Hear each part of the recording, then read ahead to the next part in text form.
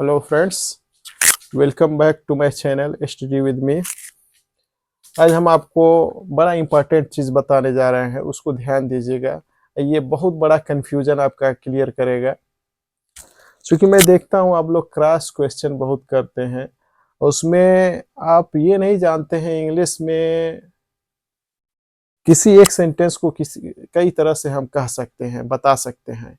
ये कोई मैथ नहीं है, पॉइंट टू पॉइंट ही रहेगा इसका मतलब। जैसे 2 दूना 4 तो 2 दूना 6 नहीं होगा, 2 दूना 7 नहीं होगा, 2 दूना 5 नहीं होगा, 2 दूना 4 तो 4 ही होगा। ऐसा नहीं है, ये इंग्लिश है। जब हाई स्कूल इंटर के बाद जब आप ग्रेजुएशन करेंगे, उसके बाद आपको पूरा लिटरेचर हो जाएगा ये इंग्लिश। तो उसमें आप देखेंगे उस हिसाब से, जैसे मिसाल के तौर पे ये फॉर एग्जाम्पल मैं बता रहा हूँ, जैसे वह यहाँ से चला गया, वह यहाँ से चला गया, इसका इंग्लिश क्या होगा आपके मुताबिक? यही होगा ना, ही वेंट फ्रॉम हेयर, वह यहां से चला गया। ठीक, अगर हम इसको इस तरह से कह दें,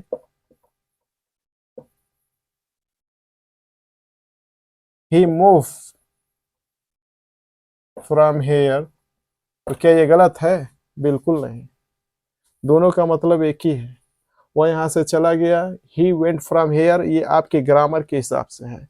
लेकिन हमारे हिसाब से अगर कोई इस तरह से कह दे ही मूव फ्रॉम हेयर, तो वो भी सही है अपने जगह पे। इसी तरह से और सेंटेंस देखिए। ब्लैक बोर्ड छोटा है, सॉरी, बोर्ड छोटा है, इसलिए इसको बार बार क्लीन करना पड़ता है। सेकेंड सेंटेंस अगर इसी तरह से कोई ऐसा बोले कि वह मर गया, ठीक, वह मर गया, तो आप क्या बताएंगे?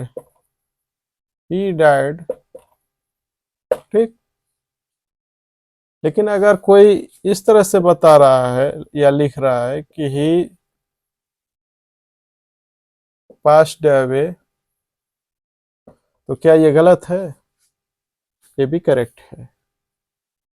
तो इंग्लिश में अगर ग्रामर के हिसाब से अगर आप चलेंगे, point two point, line by line, एक एक सेंटेंस उसके मुताबिक बोलेंगे, तो जिंदगी में इंग्लिश नहीं सीख पाएंगे। इंग्लिश को आप अपने ढंग से कन्वर्ट करके बोलिए, अपने ढंग से बनाइए, समझ रहे हैं ना? इसी तरह से मान लीजिए कोई और सेंटेंस आ गया, मेरे पास कुछ भी नहीं है, मेरे पास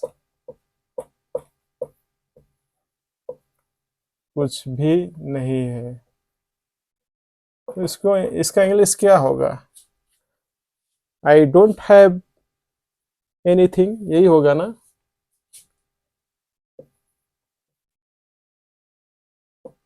आई डोंट हैव एनीथिंग, ठीक।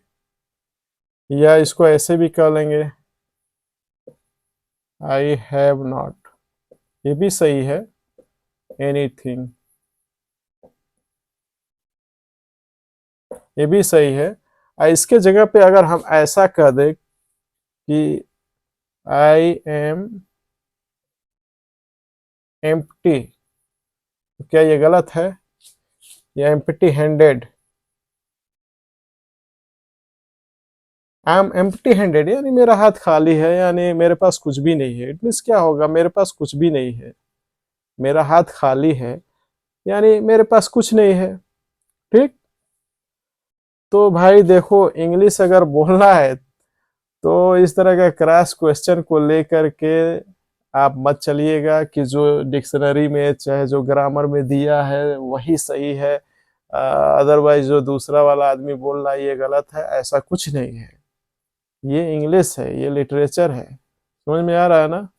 इसी तरह से मैं आपको दूसरा पहचान बता रहा हूँ, दूसरा तरीका बता रहा हूँ। ब्रिटिश और अमेरिकन इंग्लिश में कुछ चीजें हैं जिसको ब्रिटिश में कुछ और बोलते हैं और वही अमेरिकन में कुछ और, अमेरिका में कुछ और बोलते हैं। तो ब्रिटिश और अमेरिकन इंग्लिश का मैं ट्रांसलेट आपको बता रहा हूँ, उसको ध्यान दीजिएगा। ऐसे ही कुछ सेंटेंस में आपके ये बोर्ड पे लिखा हुआ हूँ। अमेरिकन, ब्रिटिश इंग्लिश और अमेरिकन इंग्लिश, ये दोनों अपने अपने जगह पे सही है। जैसे मिसाल के तौर पे ये पहला है फ्लैट। फ्लैट मीन्स मकान होता है, जो बिल्डिंग में बना हुआ अलग अलग हिस्सा होता है, उसको क्या कहते हैं? फ्लैट। उसको अमेरिकन इंग्लिश में क्या बोलेंगे? अपार्टमेंट। क्या बोलेंगे? अपार्टमेंट। ये नहीं ये फ्लैट है, यहाँ अपार्टमेंट लिख दिए तो ये गलत हो गया, ये सही है, ऐसा कुछ नहीं है। दोनों अपने अपने जगह पे सही है। इसी तरह से गाड़ी खड़ा होने के जगह को क्या बोलते हैं? Car parking. ब्रिटिश इंग्लिश में इसको बोलेंगे कार पार्क, ठीक। वही अमेरिकन इंग्लिश में इसको क्या कहेंगे? Parking lot. Parking lot. क्या कहेंगे? Parking lot. इसी तरह से ब्रिटिश इंग्लिश में इसको छुट्टी के दिन को क्या कहेंगे? हॉलीडे। छुट्टी के दिन को क्या कहेंगे? हॉलीडे। अमेरिकन इंग्लिश में इसको कहेंगे वैकेशन। वैकेशन। टार्च, जलाने वाला, ब्रिटिश इंग्लिश में इसको क्या कहेंगे? टार्च। और यही अमेरिकन इंग्लिश में इसको कहेंगे flash light. Flash light. Dustbin. Dustbin means होता है कूड़ादान, आपको पता ही है। इसको इंग्लिश में क्या कहेंगे? अमेरिकन इंग्लिश में ट्रैश कैन। ट्रैश कैन, जो पैर से दबाते हैं। तो समझ में आ गया ना? अब कंफ्यूजन क्लियर हो गया ना? ये इंग्लिश में 2 दूना 4 नहीं होता है, 2 दूना 8 भी हो सकता है, 10 भी हो सकता है, 15 भी हो सकता है, 7 भी हो सकता है, क्योंकि वो फॉर्मूले पे नहीं चलता है। समझ में आ गया ना?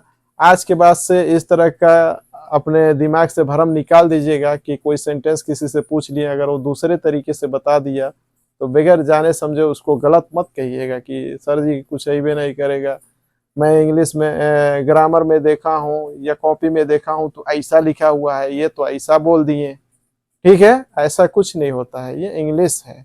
और जो मैं बार बार कर रहा हूँ, जो इंग्लिश ग्रामर देख करके पढ़ेगा, ग्रामर और सेंटेंस रट करके बोलेगा, वो जिंदगी में इंग्लिश नहीं बोल सकता है। हमें हमारे हिसाब से तो ग्रामर का इंग्लिश बोलने में कोई रोल नहीं है। वो बताऊंगा मैं आगे समझा करके डिटेल में, और मैं चैलेंज भी करूंगा कि ग्रामर से इंग्लिश से मतलब नहीं है। समझ में आ रहा है ना? जो हम बोलते हैं उसमें से ग्रामर आप काट करके निकालते हैं। वो मैं आगे चल के वीडियो बनाऊंगा, वो बहुत लंबा हो जाएगा उस पर अगर तर्क करेंगे तो, लेकिन इसको मैं, इस पॉइंट को मैं रखूंगा, आपको बताऊंगा। आप ग्रामर के चक्कर में अपना समय और माथापच्ची जो करते हैं वो करना छोड़ दीजिए। बस आप सीखिए और इंग्लिश बोलिए। धीरे धीरे जब बोलना शुरू हो जाएगा तो ऑटोमेटिक वो सब समझ में आ जाएगी बातें। ठीक है, ओके।